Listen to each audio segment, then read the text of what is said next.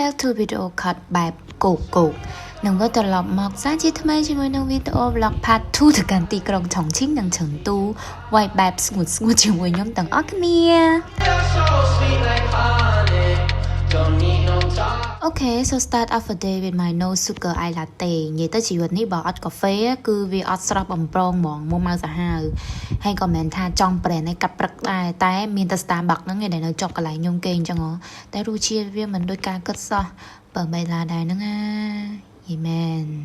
Eden នេះយើងនាំគ្នាទៅតាមផ្លូវហើយផ្លូវគេនេះហាគឺជាលក្ខណៈបែប circle អីអញ្ចឹងនិយាយទៅអត់ឆ្ងាយហ្មងទេតែអាផ្លូវហ្នឹងគឺគេតម្រូវឲ្យជិះបែបរង្វង់អញ្ចឹងហ្មងណាទាំងអស់គ្នា So that morning tour guide គាត់នាំពួកខ្ញុំទៅកន្លែងមួយដែលគេហៅថាឈឺឈីខូអញ្ចឹងខ្ញុំដាក់ location នៅក្នុងវីដេអូហ្នឹង easy for you guys បើសិនចង់ទៅលេងអញ្ចឹងណាហើយបើកន្លែងនេះវិញតើអ្នកទាំងអស់គ្នាដើរទៅខាងក្រោយបានឃើញដោយសារតែយើងត្រូវដើរចូលតាមផ្លូវខ្ញុំដើរមិញហ្នឹងណាហ្នឹងគឺថាក្តៅសាហាវណាស់អ្នកអើយហ្នឹងនៅកន្លែងហ្នឹងរបៀបភូមិបុរាណអីអញ្ចឹងហើយយ៉ាសប្បាយថតរូបចង់200ប៉ុស្តិ៍ដែរហ្នឹងអូនៅនេះគេហៅជាតំបន់ tourist មួយរបស់គេអញ្ចឹងណាអញ្ចឹងមានន័យភាគច្រើនរបស់ញ៉ាំ souvenir store អីអញ្ចឹងទៅហ្នឹងហើយសបោដែរតែរៀងថ្លៃដែរហ្នឹងណាហើយបើអ្នកទាំងអស់គ្នាចូលចិត្តស៊ីឈွန်អីត្រូវកន្លែងទាំងអស់គ្នាទិញយកមកស្រុកយើងធ្វើញ៉ាំមកឆ្ងាញ់យ៉ាងមែនសបោលក់របៀបជ្រក់ស្ពៃដុំស៊ុបស៊ីឈွန်គ្រឿងទេសរបស់វាហ្នឹងគឺគ្រប់នៅហ្នឹងហើយពេលទៅហ្នឹងពេលព្រឹកផងណាទាំងអស់គ្នាតែចៃដន្យទៅចំពេលនៅខាងចិនគេវិស្មការសិស្សសាលាចឹងហ៎ចឹងទៅសបោមនុស្សខ្ញុំទៅណាក៏សបោមនុស្សដែរហ្នឹងពេលផឹកផងតម្រាំពេលថ្ងៃទៀតទាំងនៅយ៉ាងណាទេហ្នឹងហើយចឹងដើរហើយ2ម៉ោងជាងឯដែរហ្នឹងហើយកាយគាត់នាំចូលសាទំនើបទៅញ៉ាំនេះអាហារថ្ងៃត្រង់អូយច្រើនមុខវល់មុខគាត់ខ្ញុំវល់មុខដែរចឹងបន្ទាប់ពីយើងញ៉ាំហើយហ្នឹងគឺយើងឡើងឡានពីខាងឆុងឈិងហ្នឹងយើងជិះមកឆឹងទូរយៈពេលប្រហែល4ម៉ោងជិះញ៉ាំ highway ហងហើយបន្ទាប់មកគឺនឹងងាយល្មមហើយខាងធូរហ្នឹងគឺគេនាំពួកខ្ញុំមកញ៉ាំនេះអាហារ buffet នេះអូយ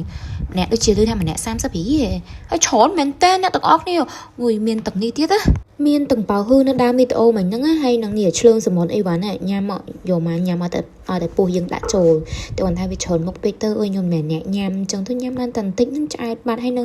មកកណោមតគ្មានបានញ៉ាំទេមានតែគ្រឿងសមុទ្រនេះអីស្រងយើងញ៉ាំមិនញ៉ាំទៅអត់តែយើងញ៉ាំចូលតែទៅដូចយើងញ៉ាំ buffet នៅស្រុកយើងអញ្ចឹងហើយបន្ទាប់មកកាយគាត់នាំយើងជិះមកកន្លែងផ្សារពាណិជ្ជកម្ម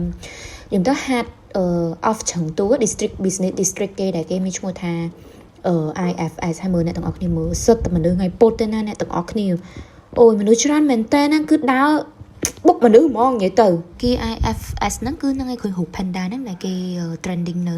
TikTok គ្រប់កន្លែងអីហ្នឹង Red Note អីវ៉ាន់ហ្នឹង So កន្លែងហ្នឹងគឺកាយពួកគាត់នាំពួកខ្ញុំតម្លាក់នៅមុខនឹងឲ្យដើរនៅក្នុង shopping mall អីចឹងណា1ម៉ោងកន្លះប៉ុន្តែពួកខ្ញុំមកដើរក្នុង shopping mall ឯងខ្ញុំមកទៅមើលអាស្ពានបុរាណអីគេដែលខ្ញុំជិះកាត់មុនហ្នឹងប៉ុន្តែខ្ញុំ check map ទៅថា2គីឡូដីដល់ពេលខ្ញុំហៅតាក់ស៊ីទៅតែមិនហៅគឺហៅតែតាក់ស៊ីវាអត់មកដោយស្ទះពេកអូខ្ញុំមួយពូខ្ញុំមីងខ្ញុំហើយនឹងប្អូនខ្ញុំនេះដើរទៅនេះ2គីឡូដីនេះមកដល់ស្អី Walk Street គេនេះនឹងមានបានទៅដល់អាស្ពានហ្នឹងណាទៅ plan ទៅថតនៅស្ពានបុរាណគេហ្នឹងគឺ fail ចាហេតុពេលដើរមកវិញហ្នឹងណែគេដាក់បន្ទប់ពេញហ្នឹងមើលបាតដៃអីពេញហ្នឹងតាមផ្លូវទៅអញ្ចឹងអាវីដេអូ trending ដែលខ្ញុំអាសាឃើញឬក៏អ្នកទាំងអស់គ្នាអាសាឃើញនៅក្នុង